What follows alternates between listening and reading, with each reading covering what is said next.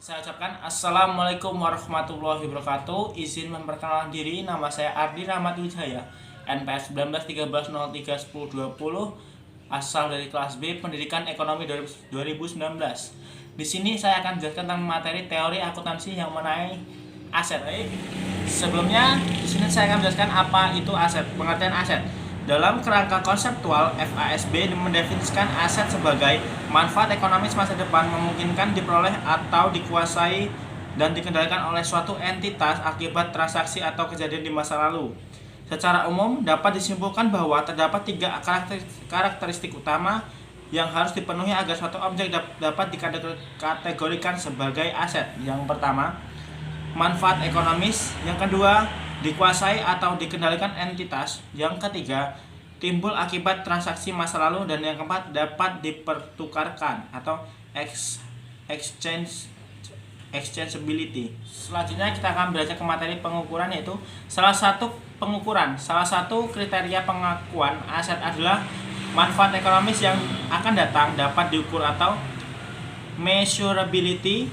Yang dimaksud pengukuran di sini adalah penentuan jumlah rupiah yang harus dilekatkan pada suatu objek aset pada saat perolehan yang akan dijadikan data dasar untuk mengikuti aliran fisik objek tersebut. Akuntansi mengikuti aliran fisik, yaitu satu, pengukuran atau measurement, pengakuan, recognition, dan klarifikasi atau clarification pertama kali pada saat perolehan aset. Dua, pencatatan berikutnya dalam rangka mengikuti aliran fisik aset berupa alokasi, distribusi, dan penggabungan untuk kepentingan internal atau manajerial atau untuk kepentingan pengekosan produk.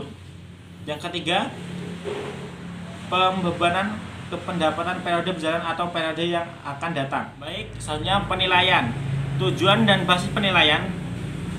Tujuan dari penilaian aset adalah untuk mempresentasi atribut pos-pos aset yang terkait dengan tujuan laporan keuangan dan menggunakan basis penilaian yang sesuai. Kedua, konsep dan basis penilaian.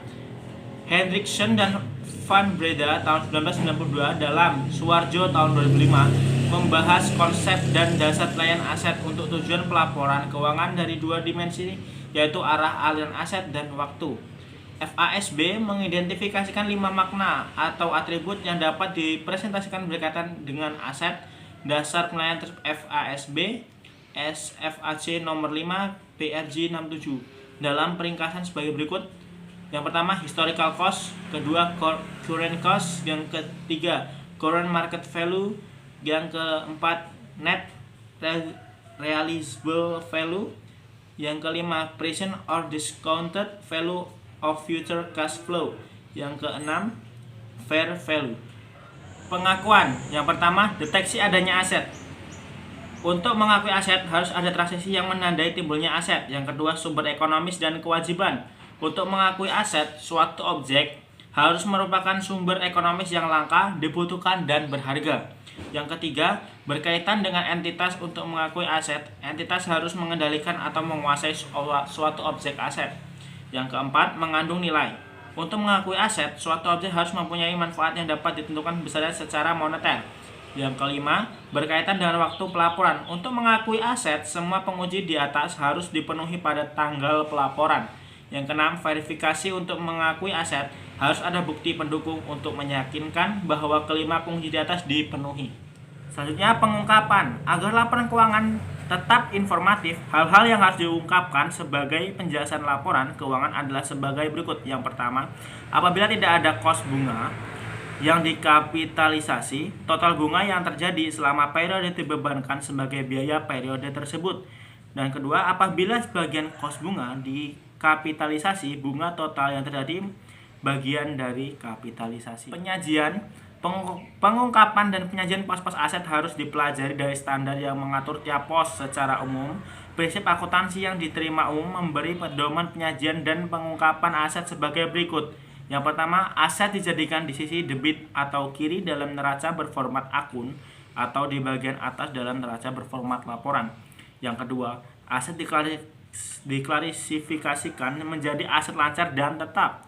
Yang ketiga, aset diurutkan penyajiannya atas dasar likuiditas atau kelancarannya. Yang paling lancar dicantumkan pada urutan pertama.